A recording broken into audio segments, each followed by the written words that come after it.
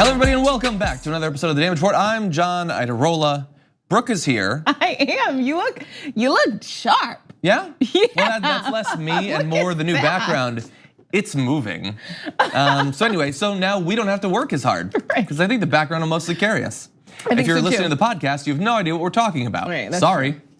Anyway, you probably feel like the people today who don't watch Game of Thrones and you're really confused about all the social media activity. Don't be those people. Yes, and I'm gonna try not to keep talking about it because I'm just gonna get mad.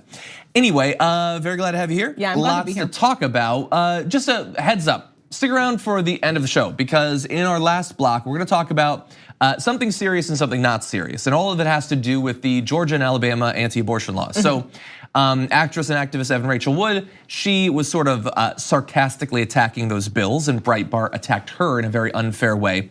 But then some of my favorite self-owns of conservative men that are just delicious. So you're gonna wanna stick around for that. But along the way, so much to get to. We're gonna talk about immigration, Joe Biden's previous statements in that area. Cory Booker compares Elizabeth Warren to Donald Trump, so that's gonna be fun. HUD has a new policy that is just horrendous to stigmatize or to try to tear immigrant families apart in a particular way. We're gonna talk about taxation, so many things, but we do have to start off with the big story of the morning, the big economic story. Donald Trump's trade war with China entered a new phase with China announcing new tariffs, Donald Trump announcing new tariffs just a few days ago. So let's go over those two big changes and the consequences, the fallout from that. China is going to institute tariffs on $60 billion in US goods, which is you're seeing here a screenshot from, I believe, the Washington Post. That's a Wall Street Journal, thank you.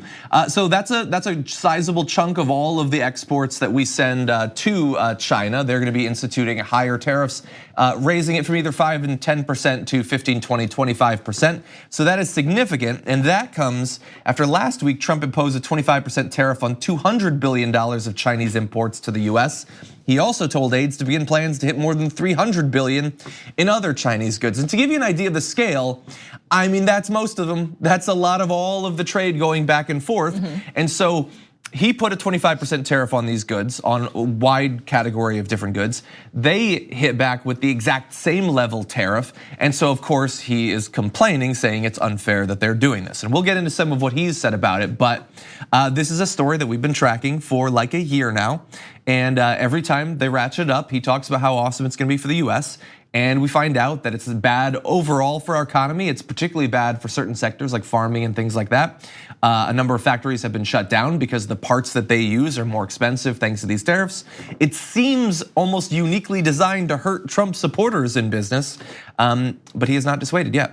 Yeah, and China has the power here because America loves to buy Chinese goods more than it appears they like to make things in America. And because our country, I mean, we can barely get to the point where we're forcing companies to pay living wages here in America. But we do turn a blind eye to horrible, almost like human rights abuses when you think the small amount of money that some of these massive companies are able to pay workers in other countries. They're just not making things here. So China, I think, has the upper hand. They're like, sure, we'll do the exact same thing, but guess what? You need us more than we need you. Yeah, and look, if you look inside of China, there are some reasons to believe that things are getting a little bit better in a way that would make them, make the condition for Chinese workers better, but also make the cost comparison between producing the goods in the US and producing them in China a little bit less disparate, sure. But that is a slow process, that's going to take a while.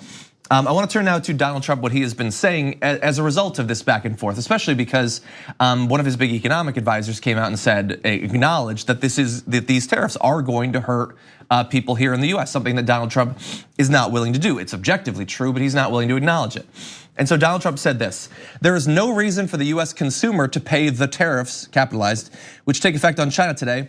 This has been proven recently when only 4 points were paid by the US, 21 points by China because China subsidizes product to such a large degree. I have no idea what he's saying there, but what he is intending to do is to cloak with ambiguity a very simple truth. And that truth is that when he raises tariffs on goods coming from China to the US, China doesn't pay for those things, we pay for them. Right. If you wanna get that product and have it shipped here, you still have to pay for it, except now it's more expensive.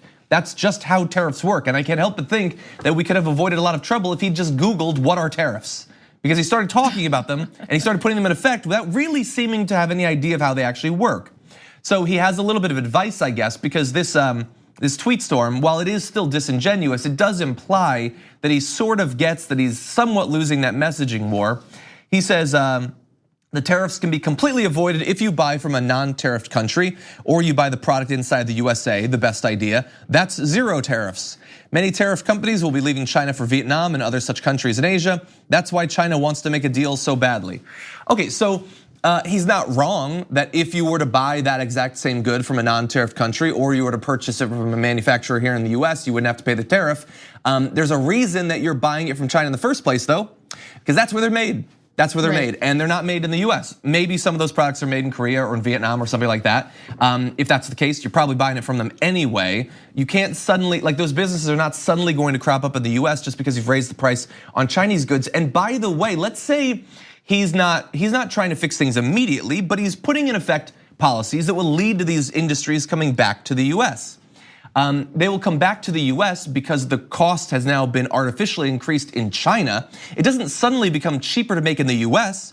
Now, maybe it will be a little bit more appealing because that's the only alternative, but the price will still be higher. And so in the end, okay, maybe you've led to some more jobs in the US, but we're still paying artificially inflated prices for those goods. And so from a consumer's point of view, this is a little, like, I guess, it's another alternative explanation as to why he thinks that this would be good, since he's retreating from his original one, is still not a good deal from the point of view of American consumers. Right, something you said at the top of that statement there, just it's not even possible. These tweets do seem like he understands what tariffs are more, but you can't just snap your fingers and say, well, buy American. A lot of these things aren't, there aren't even competitors that manufacture things here. It's not, what is there one, like even just on basic things, what is there one sneaker company that actually makes the shoes here? I don't even know. I think it's New Balance. Oh, do they? Yeah. Oh, interesting. Okay. You want a pair of New Balances? Yeah, and I don't, from the point of view of an American consumer, whether your goal is lower prices or better work environments for the workers in other countries, I don't know why it would be preferable that these companies would move from China to Vietnam as an alternative. I don't know why that would be better. I understand that he's sort of single-mindedly trying to stick it to China at this point, while simultaneously making the case that he's the one who's actually for a better relationship with China. And look, I understand China engages in some business practices that are subversive ultimately in many different ways. That's not the motive here. No, it's not the motive, but yes, if you want to change that behavior, you have to do something. I just think that this is incredibly self-defeating and one of the worst options you could take if your goal was to get China to change, their intellectual property law or whatever it is that you're trying to do, the way that they manipulate currency. This does not appear to be the way to do it. And again, as you pointed out, considering the trade imbalance that he understands is there, they do have more power in this relationship. And so he can keep trying to do this. It's only going to hurt us more and more as time goes on. Now, with that said, we are going to take a short break. We come back. Susan Ferriss is going to join us for the Center for Public Integrity. Donald Trump has been claiming that immigrants are sort of a net loss for American taxpayers. We're going to uncover the facts behind that statement after this.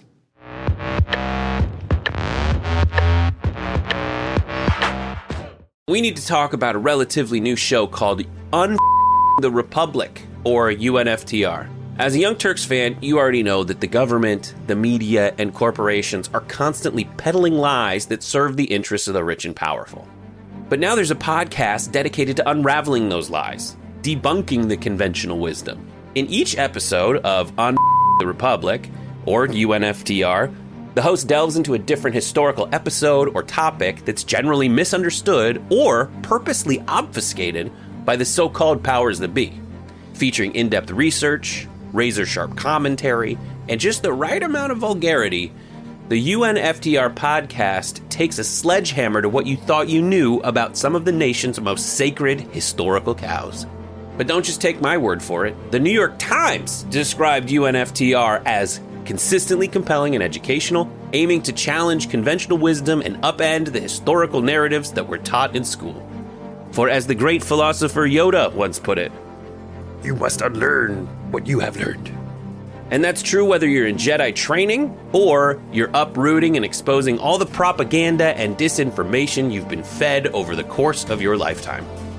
So search for UNFTR in your podcast app today and get ready to get informed, angered, and entertained all at the same time.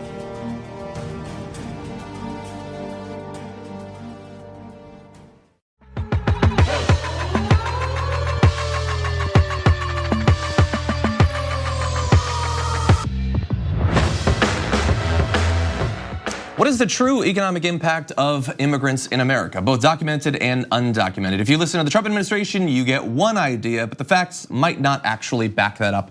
And joining us now to break this down, Susan Ferriss, senior reporter at the Center for Public Integrity. Susan, welcome back to the show. Hi, thank you.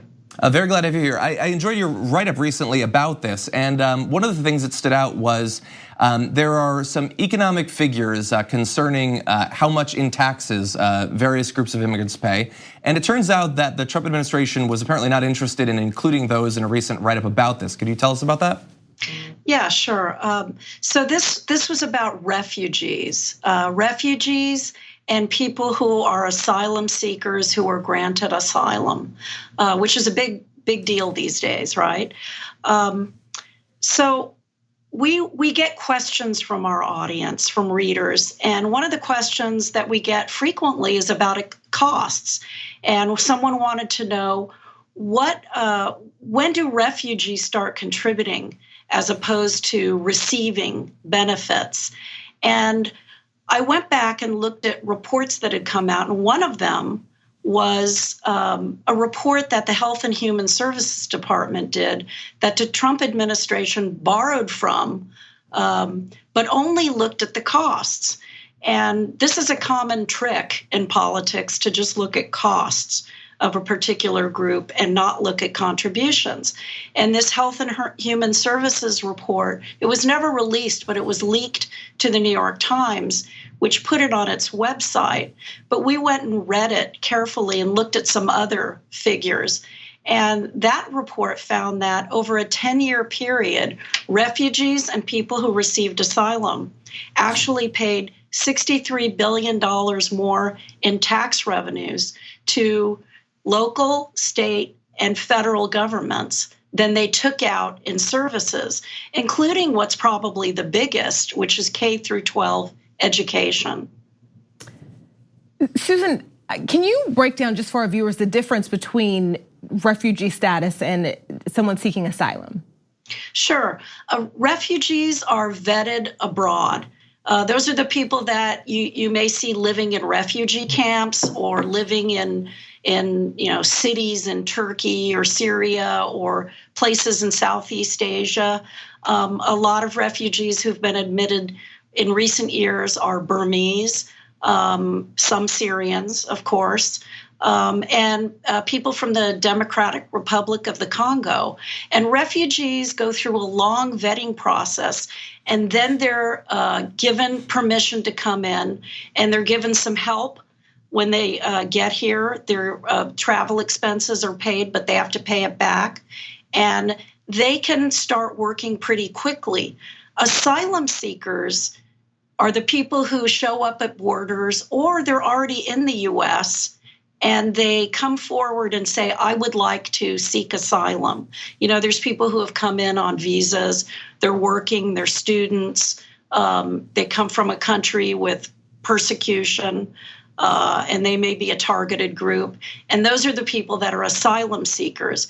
Those people can apply for a permit if they pass their initial credible fear interview to get a work permit, but they have to wait 5 to 6 months usually to get that.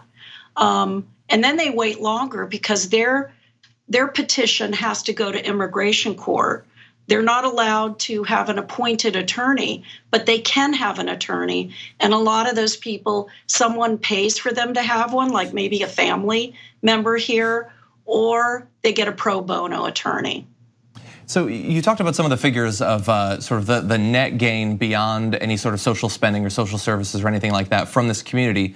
That I found even to be surprising. I don't buy into the belief that this is some sort of massive drain or anything like that, but $63 billion over a decade is quite a bit of money. In what form does that come? How is that actually being generated at the different levels that you mentioned?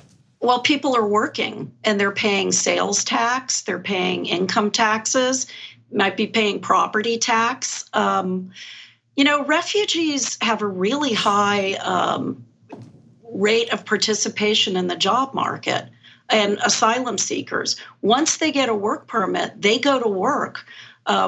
We did a story last year with, I think it was in 2017 in Idaho, where dairy farms that have labor shortages had Burmese refugees working alongside Mexican immigrants and people from the Congo working at dairy farms. I live in the Washington, D.C. area, and you can see all sorts of people from refugee countries working all the time.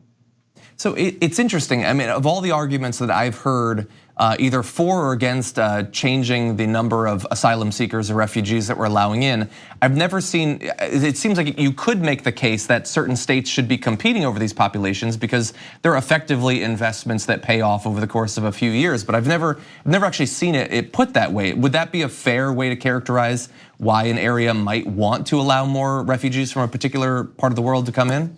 Well, this particular area in Idaho has a long history of admitting refugees. It might seem odd to some people, but Twin Falls, Idaho has a long tradition of organizations there that are religious and some university organizations that pave the way to bring people in.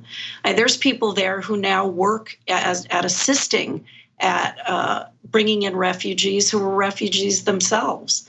So when I talked to dairy farmers there, they were very interested in putting refugees to work, especially because people weren't coming over the border anymore from Mexico in the numbers they used to, and construction companies too. It's an interesting thing, and I don't want to minimize the fact that there are expenses at first. Especially, I think schools have expenditures they have to make if they're going to, invest in helping people, the children learn English. There are people that receive some public assistance, food stamps, some cash. That's primarily refugees who come in vetted, ready to go. But those numbers decline over the years dramatically. Very dramatically. Well, fascinating data. It would be very interesting to see if more people were aware of this, how it might shift their views on refugee resettlement. Susan Ferriss of the Center for Public Integrity, thank you as always. Thank you. We're gonna take a short break here. When we come back, lots more to get to.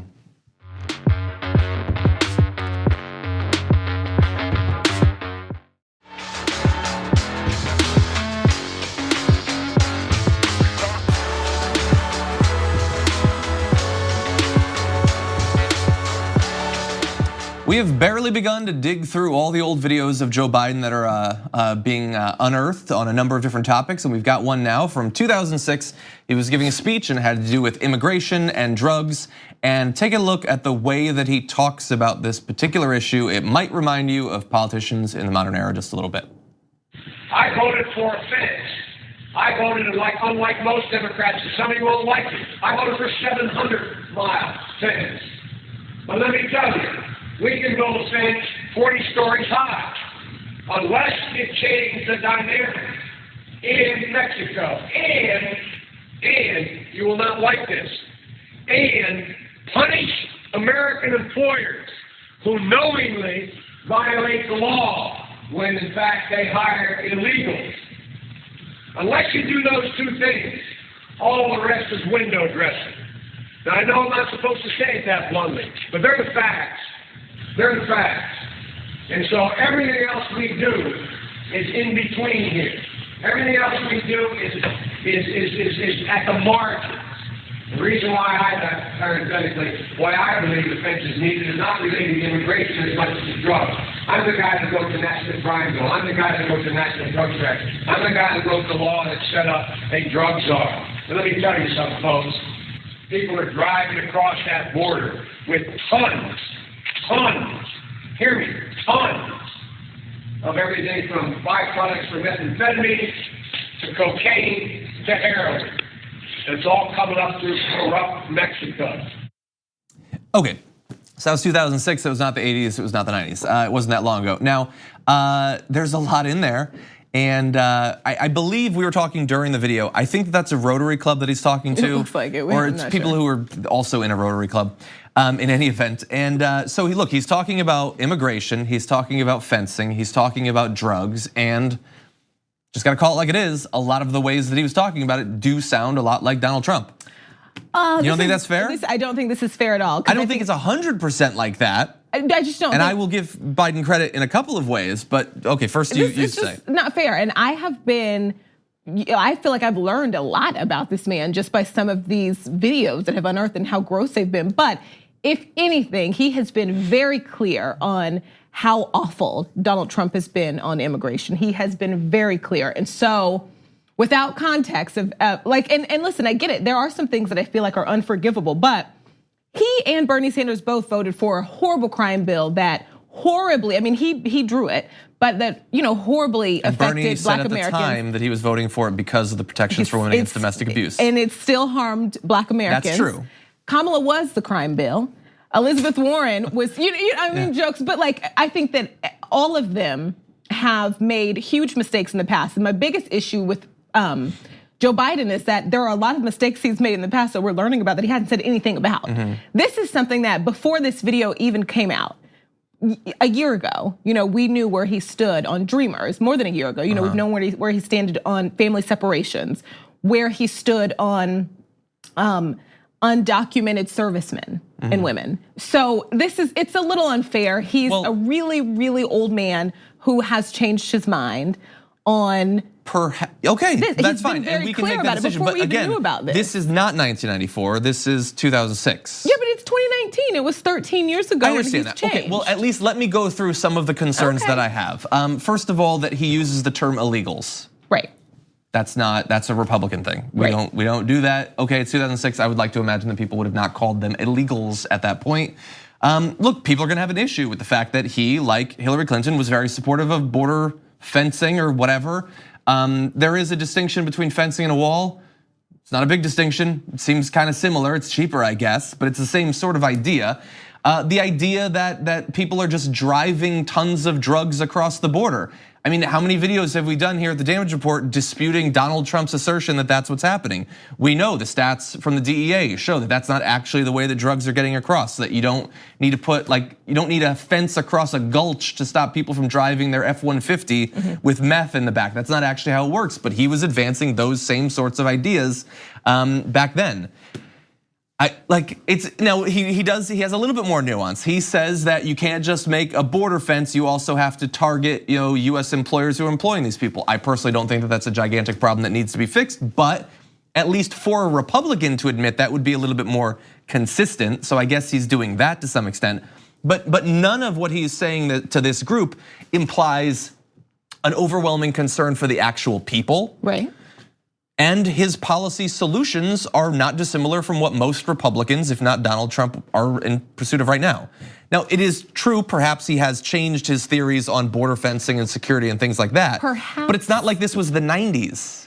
I get it, but what do you want? This was what he believed when he was in power. But he's always been in power. No, but I'm saying in the White House specifically. It was 06. Right? Mm-hmm. I understand that. That's right before he becomes vice president. Right, but he wasn't in power in the White House. Yes. So we can't say that he was. But we also can't assume that in 2 years he drastically changed his mind on immigration. Well, look what they did for Dreamers. You think that he didn't support that? You think he was completely against it? I'm not saying this guy despises immigrants. I'm saying that we have to use what we have, and what we have is a guy who, when he's in a group of people who look like they belong to a Rotary Club, he's saying that we have to deal with illegals, and I believe that they're driving drugs across the border. Right, but when he's helping lead the country, he's protecting them. So I mean, I feel like it's not. Okay, we have to be fair because we have to consider when we're both. not fair about major and massive changes and policy changes that people have made, it minimizes our effectiveness when there's a video and there's information that hasn't been rectified. That right there has overwhelmingly been rectified. Specifically about border fencing and walls and things like that. I will have to see. Yes, we have to consider both the good and the bad. Anybody who sees just this video and says that you should never support him and vote for Donald Trump, obviously that's crazy. Nobody should say that, period, right? There will inevitably be some people. Right. But I will also add that just to put another dot in the history of his relationship with that crime bill, he was bragging about having led the charge in 2006. Listen, and we're quite still a not while past later. That. we're still not past that. There's a lot. I mean, but this, I'm for me at least personally, am past that. He helped lead the country when they made decisions specifically to protect Dreamers. And he spoke out on his own. Of course, he knew he was gonna run for president. We didn't know, we thought. But years ago, he spoke out against, a year ago, he spoke out against family separations. Okay. So I just don't, this is not fair for me. I consider that, like, again, ground floor. It is, like, if absolutely, you can't speak but out against family separation. Not being like this is ground floor for me too. And so the fact that he is not, I don't think he should get extra credit. I just think it's unfair to push down on him because of that if he's come back to the bare minimum. We have a lot of candidates, and I'm assuming that most of them in 2006 weren't talking like this. A lot of them in 2006 were saying all kinds of other wild stuff though that they shouldn't have said. Okay, we'll continue to go through that. In fact, we have one right now actually that we're gonna turn to. Okay. Well, it's actually more recent than that. Anyway, that's just giving you an idea. It's out there. Again, as Brooke is pointing out, you have to weigh the stuff from these videos with what they're saying now, and we will see if he is a strong advocate for not funding border walls and tearing down what's there, then that would be strong evidence that he's moved on from this position. So we will be on the lookout for that. Okay, moving on. Facebook has been in the news recently with one of the co-founders saying that it is time for it to be broken up, and that has actually become one of the issues that the different Democrats pursuing the presidential nomination have been weighing in on. Cory Booker was asked about this, and in sort of advancing his position in this area, he also weirdly compared Elizabeth Warren to Donald Trump. Take a look. I don't care if it's Facebook, the pharma industry, even the agricultural industry. We've had a problem in America with corporate consolidation that is having really ill effects. It's driving out the independent family farmer. It's driving up our prescription drug costs. And in the realm of technology, we're seeing small one or two companies controlling a significant amount of the online advertising. So should they be broken up? Well, I mean, again, I believe in process. And we should have, if I'm president of the United States, I will have a Justice Department that uses antitrust legislation to do the proper investigations and to hold industries accountable for corporate consolidation. Elizabeth Warren's already out there saying break up Facebook, break up Google. But I don't think break up Amazon. Right, but I don't think that a president should be running around pointing at companies and saying breaking them up without any kind of process here. Do I think it is a massive problem in America, corporate consolidation? Absolutely. It's about making sure that we have a system that works. It's not me and my own personal opinion about going after folks. That sounds more like a Donald Trump thing to say, like, I'm gonna break up you guys. No, we need to create systems and processes. You just compared Elizabeth Warren to Donald Trump. I most certainly did not. Well, that's what she's saying. She's the one that's saying that. Well, again, let her discuss and debate her positions. I'm telling you right now, we do not need a president that is going to use her own personal beliefs and tell you which companies we should break up. We need a president that's going to enforce antitrust laws in this country, and I will be that person. Okay, so in a sec, we're gonna have a couple of the different candidates, what they have said about breaking up Facebook. But first of all, can we just be clear? He says, I certainly did not compare her. Yeah, he did. He says absolutely nothing, essentially, in that entire statement. First of all, he's asked a yes or no question. Should these companies be broken up? And he dodges that, which is weird. And then they point out that Elizabeth Warren has a very direct answer about this. And then he does compare her to Trump and then dodges that, like falls back on that, which is a little, I don't know, disrespectful to everyone's intellect. And then also is asked, like in furthering his response, I don't think a president should talk like that. Okay, so then do you think they should be broken up? I don't think a president's personal beliefs, this is what this is about. Your personal beliefs, no one's saying that you get to go in your personal, only Donald Trump thinks the presidency works like that, but we do want to know what your personal beliefs are. We want to know, right, exactly. Like, so your personal beliefs on everything matter. The system is set up in a way so that your personal beliefs don't matter. Like you can't just go in and just change everything just because you personally feel like that. The system is already set up like that. We got that part, bud. But what are your personal beliefs? That just was odd. Yeah, and I also found it to be pretty condescending towards Elizabeth Warren. That like the idea that her thinking that it's time to break up these monopolies is just her personal opinion. She just thought about it. There's been no research, there's no process. He keeps talking about process, she doesn't have a process. He has a process, she just has personal opinions. Right, and as if her history as a politician, as a public servant essentially, doesn't shape her personal opinion. Yeah. Her personal opinions matter. And by the way, if you'd like to find out more about what she thinks on this, you can go to the very She's got a policy. very blunt. Yeah, she does. She wrote this. Here's how we can break up big tech.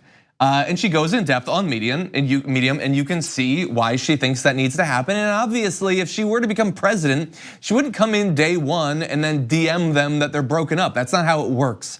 The idea that he's the only person that would have some sort of process no, that's ridiculous. Everybody would, obviously. You have to. Exactly, and that process already exists, by the way. Right. Monopolies have been broken up. This is not some wild new thing that she's thinking about. It's just the modern version of other problems that we've had with telecoms and oil companies and things like that in the past. She's also, by the way, not the only person talking about this. Kamala Harris said, I think that Facebook has experienced massive growth. It has prioritized its growth over the best interests of its consumers, especially on the issue of privacy. There's no question in my mind that there needs to be serious regulation, and that has not been happening. There needs to be more oversight, that has not been happening. When Jake Tapper asked her directly whether she believed that Facebook should be broken up, she said, yeah, I think we have to seriously take a look at that. Yes, I mean, when you look at the issue, they're essentially a utility, which is not the same thing as saying, let's break them up, but it's closer than Booker. Booker is saying, we're gonna have a process, we're gonna have a thing, check back in 32 years, we'll see what happens. Take a look at his donors, you might have an idea of why he's wanting to sort of run out the clock on that. But she's been pretty strong. Bernie Sanders tweeted, I applaud Facebook co-founder Chris Hughes for sounding the alarm on the dangers of unchecked corporate power. We're living in an era of monopolies that dominate every aspect of our lives, including our government. It's time to take that power back. That I would say is actually slightly less in the direction of breaking them up than what Kamala Harris said, and certainly than what Elizabeth Warren said. Right. He seems to be okay with the idea, but he's not specifically calling for it yet. And he's right, they do need more oversight. But I also want to push back on the idea that social media is a utility. We are not gonna get to a point, as much as we depend on it and we are obsessed with it, we're not gonna compare it to water. And like our need for it. That's absolutely ridiculous. And there is competition. Facebook is. You don't think we need Twitter? I want it. And Twitter's not one of the ones that's being talked about being broken up. Right, but wouldn't Twitter be a direct competition of Facebook though? Like this idea that there is no competition, it's just not as popular as Facebook, but. Yeah, I mean, the argument that they make is that places like Amazon are both a platform for a service to be sold and also a person who's selling things on the service. So Amazon is a place that you could sell things, it's the biggest one. They also sell things on there. Google and Facebook are sort of similar in that respect, that they are both a platform and an entity operating in that platform. And obviously the fact that it's their platform gives them a massive advantage over everyone else. So that I find that argument more compelling than just the generalized idea that it's a utility.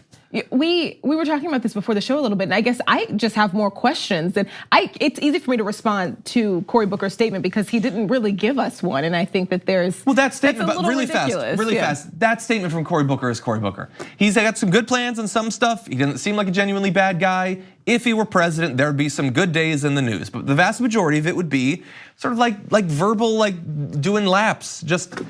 Obviously, he receives money from these industries. He does not want to shake things up too much. It would be another thing like Obama. It'd be like 5% change in a lot of these things. But generally, we wouldn't drastically rethink things like breaking up the biggest corporations in the world or anything like that. That's just who he is. It's not in his, like there are some areas where I don't think that he is receiving much money. So for instance, on marijuana, he's come out with a very good plan. He's willing to legalize it and all that stuff. But in big areas, I just don't think he's going to be that candidate. I think that other candidates, whether they're the most progressive, Warren and Bernie Sanders, or even Kamala Harris in some of these areas, are more likely to be willing to like fundamentally rethink the status quo of some of these industries. Is it a monopoly if you just happen to be better at it than your competitors that already exist? I mean, that might be the reason it becomes a monopoly, but it could still be a monopoly regardless. If there are competitors? I mean, no monopoly exists without any competition whatsoever. It's the idea that it's so big that there's effectively no competition. Yeah. And I'm not saying it has to be broken up. Yeah. I'm just saying I'm relaying the arguments for why that might be. No, yeah, and I think And I'm generally okay with it. if they want to do that. I'm confused by this a little bit. Okay, I am shocked a little bit. I don't know. Perhaps Cory Booker's process will it made it worse for me. Yeah, okay. Exactly. And there will be more plans, I'm assuming, since this is a big thing in the news. Now, that said, we do have to take a short break. When we come back, HUD targeting immigrants once again. We'll show you how after this.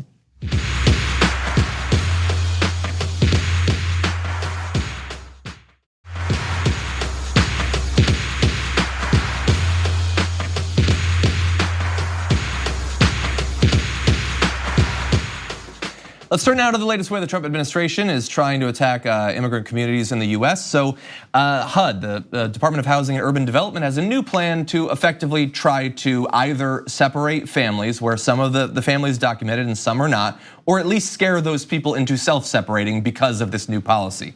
So they have a proposal published on Friday of last week that would prohibit families in which at least one member is undocumented from obtaining subsidized housing, a move that was made without the knowledge of many longtime housing officials at the department, which is on its face a great sign of the policy that you have to hide it from people who've been working in that industry for a long time. And if you look more into this, sources speaking with the New York Times say that when those officials did find out about it, they considered it to be an immoral policy, because it is. Now let's give you some more details. Current rules bar undocumented immigrants from receiving federal housing subsidies, but they do allow families of mixed immigration status to live in subsidized housing as long as one household member is a legal resident. Now, HUD analysis of what this policy would lead to said, HUD assumes that most mixed households will leave HUD's assisted housing as a result of this rule. HUD expects that fear of the family being separated would lead to prompt evacuation by most mixed households, whether that fear is justified. That, to me, is a reason not to have the policy, but they're going forward with it because that is the goal, of course. Similar to family separation at the border, actually doing the thing, the policy to an individual family is great from their point of view, but the fear that it would engender in the population at large is far better. That has a more of a deterrent effect. They want to effectively hound these people from the time they come across the border, if that's how they come here, to any way that they're interacting with the federal government in terms of housing and all of that.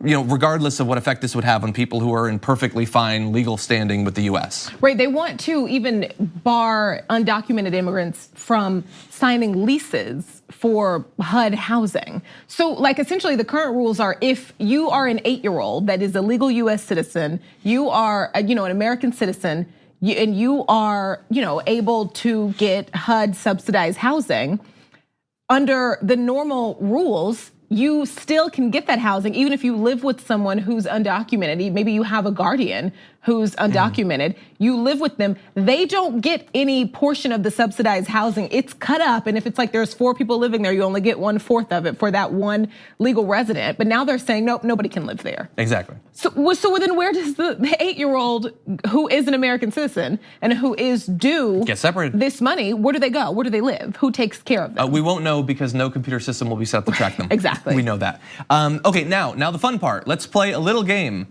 Who in the White House came up with this policy? That's enough time. It's Stephen Miller.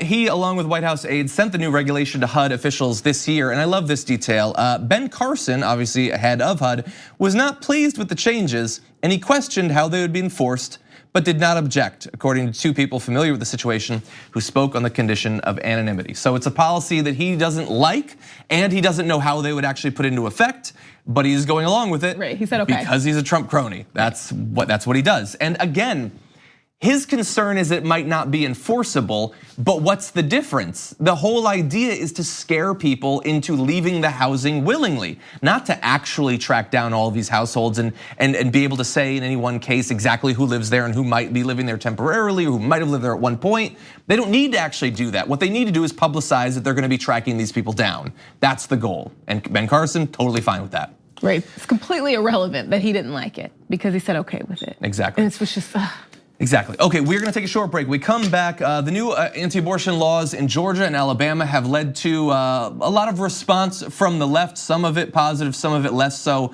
But the response to the response from conservative men has been at times hilarious, so you're not gonna wanna miss it.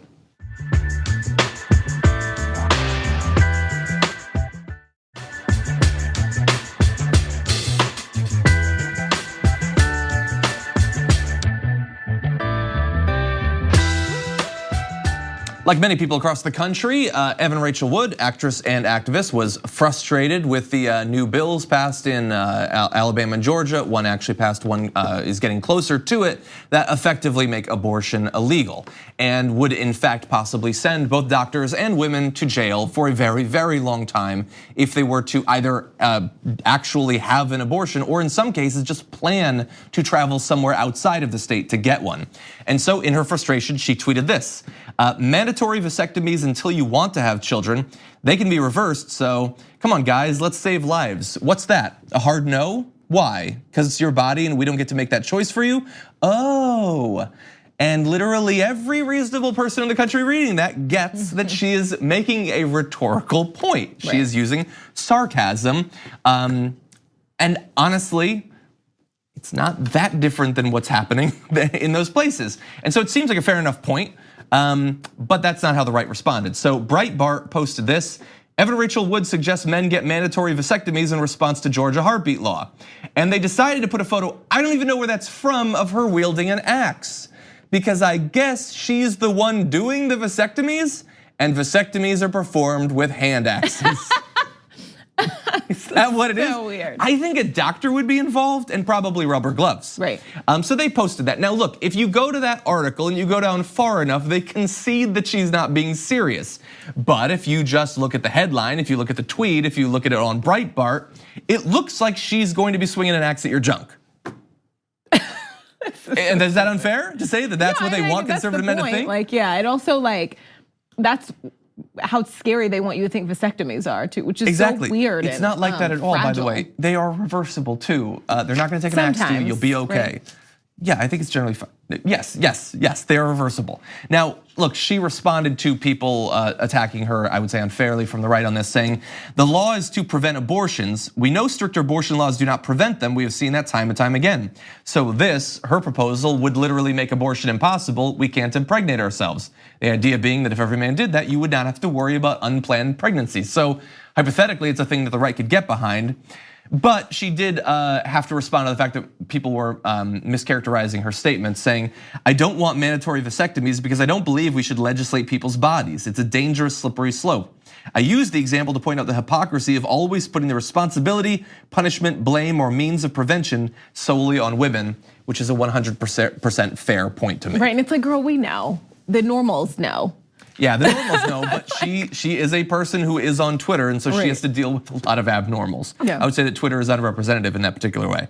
But anyway, I share your frustration, Evan Rachel Wood, with the abortion bans in Alabama and Georgia, and the fear that it'll become more common. I mean, if it worked in Georgia, you got to think that there's anti-abortion activists all over the country that are going to be trying to push those heartbeat bills, and they have a conservative Supreme Court that might be okay with it. I like that you called it anti-abortion because that's what it is. It misrepresents it when you say it's pro-life because a lot of these people are also pro-death penalty, which is a little... Exactly, and hypothetically, it would not be impossible that some of the doctors instituting this might be affected by that. So we'll see what their devotion to life is actually like in practice. Okay, let's end with a little bit of fun though. So, in social media, Alyssa Milano, she proposed a sex strike in response to the abortion bans in Georgia and Alabama, and that's a divisive topic. We're not going to get totally into it. I'm personally not in favor of it, but I get where she's coming from to some extent. But talking about the sex strike has led to quite a bit of fun online, some of it purposeful, some of it not so much, and conservative men have been owning themselves over this in a way that I find to be a lot of fun. So I wanna give you examples of what I mean. So Michelle Guido, she tweeted, my problem with the sex strike, it feeds the narrative that women only have sex to satisfy men's sexual needs. It ignores women's sexuality. Women like sex too.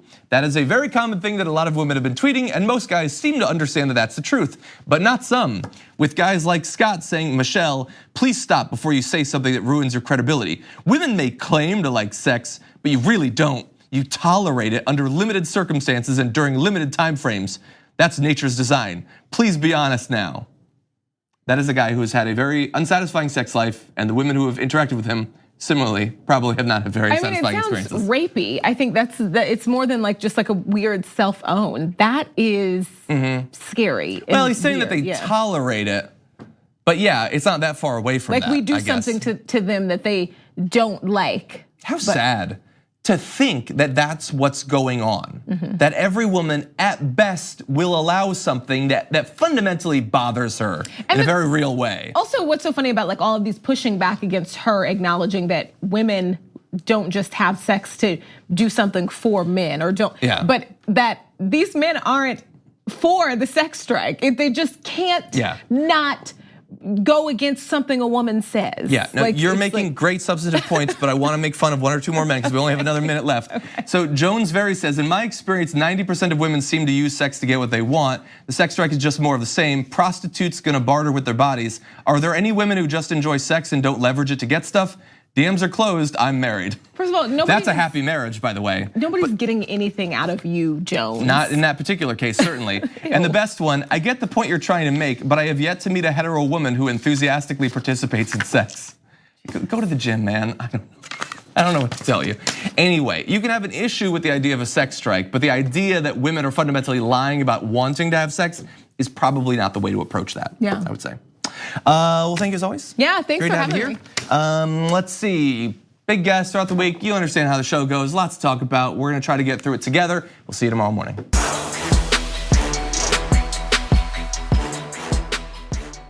Thanks for listening to the full episode of The Damage Report. Support our work, listen ad-free, access members-only bonus content, and more by subscribing to Apple Podcasts at apple.co/TYT. I'm your host, John Derola. I'll see you soon.